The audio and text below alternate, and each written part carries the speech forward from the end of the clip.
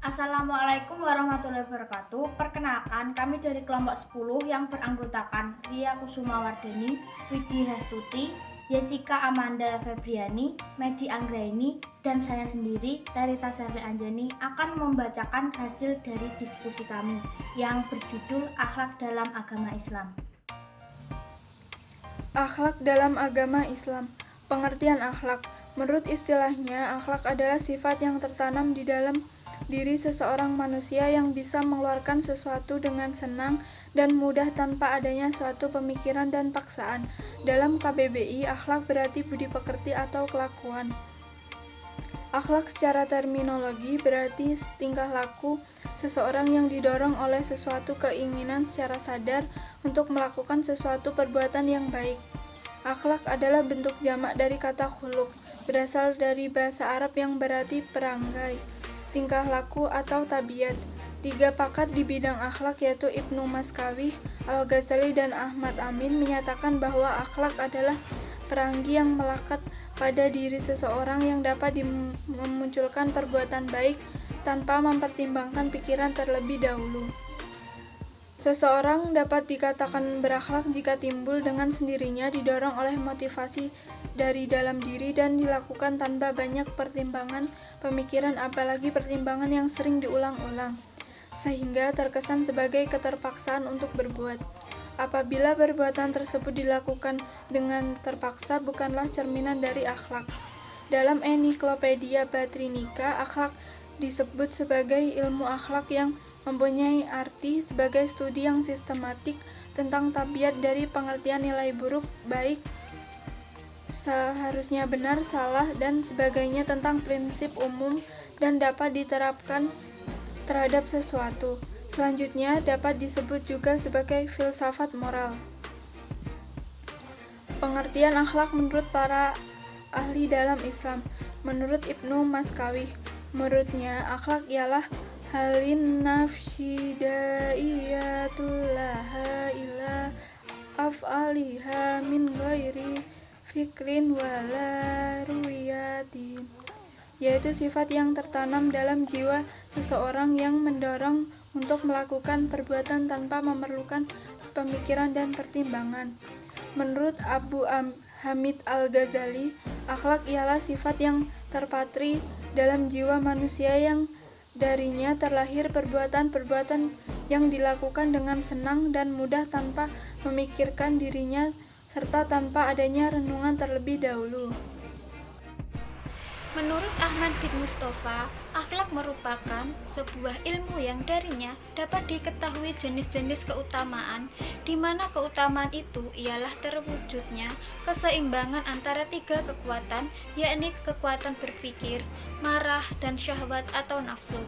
Menurut Muhammad bin Ali Asy-Syarif Al-Jurjani, akhlak merupakan sesuatu yang sifatnya baik atau buruk, tertanam kuat dalam diri manusia, yang darinya lah terlahir perbuatan-perbuatan dengan mudah dan ringan tanpa berpikir dan direnungkan.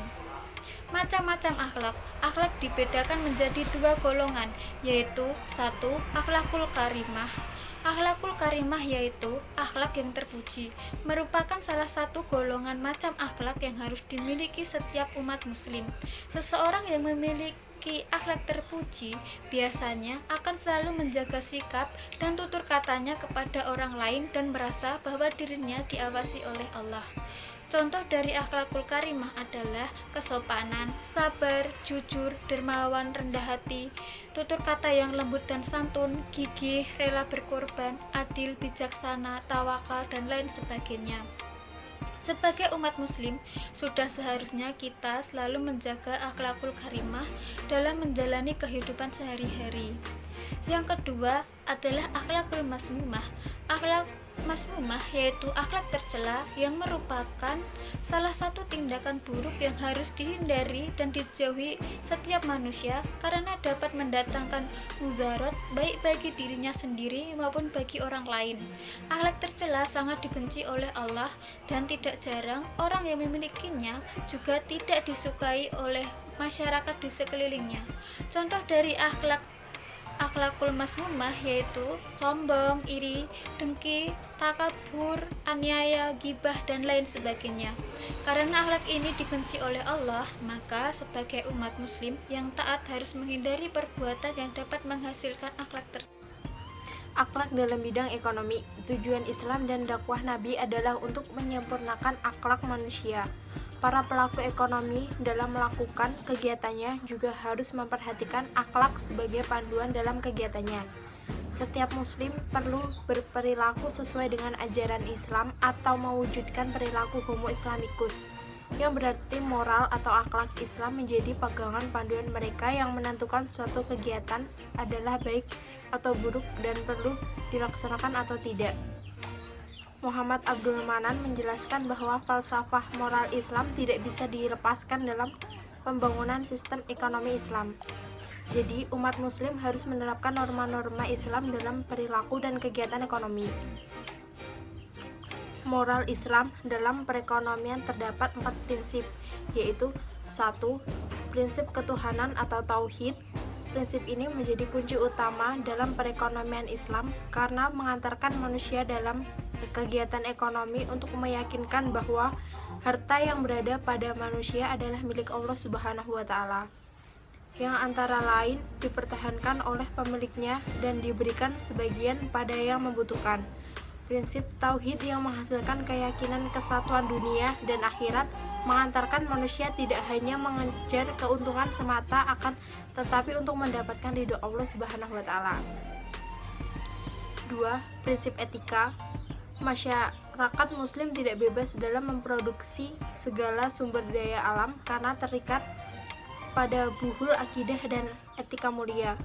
Sejak semula, Islam tidak mengenal pemisahan jasmani dan rohani, sebab keuniversalan syariat Islam melarang berkembangnya ekonomi tanpa etika. 3. Prinsip keseimbangan. Prinsip ini mengantarkan pada pencegahan segala bentuk monopoli dan pemusatan kekuasaan ekonomi yang dilakukan oleh individu atau kelompok. Prinsip ini juga melarang penimbunan dan pemborosan. 4. Prinsip kemanusiaan. Tujuan ekonomi Islam untuk menciptakan manusia yang aman dan sejahtera. Etika Islam mengajarkan manusia untuk menjalin kerjasama, saling menolong, dan menjauhi sikap tercela. Pandangan Islam dalam konsumsi. Setiap orang selama hidup, manusia selalu melakukan kegiatan makan dan minum, karena dengan makan dan minum akan memberikan tenaga dan kekuatan yang diperlukan untuk mempertahankan hidup. Seluruh aturan Islam mengenai aktivitas konsumsi terdapat dalam Al-Quran dan As-Sunnah. Perilaku konsumsi yang sesuai dengan ketentuan Al-Quran dan As-Sunnah ini akan membawa pelakunya mencapai keberkahan dan kesejahteraan hidupnya. Konsumsi bagi muslim hanya sekedar perantara untuk menambah kekuatan dalam menaati Allah, yang ini memiliki indikasi positif dalam kehidupannya.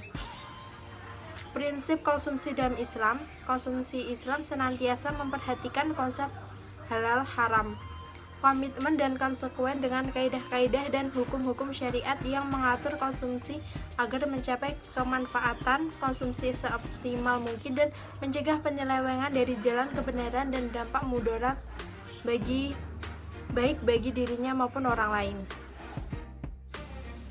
Adapun kaidah atau prinsip dasar konsumsi Islami adalah 1. Prinsip syariah, yaitu menyangkut dasar syariat yang harus terpenuhi dalam melakukan konsumsi. 2. Prinsip kuantitas, yaitu sesuai dengan batas-batas kuantitas yang telah dijalankan dalam syariat Islam. 3.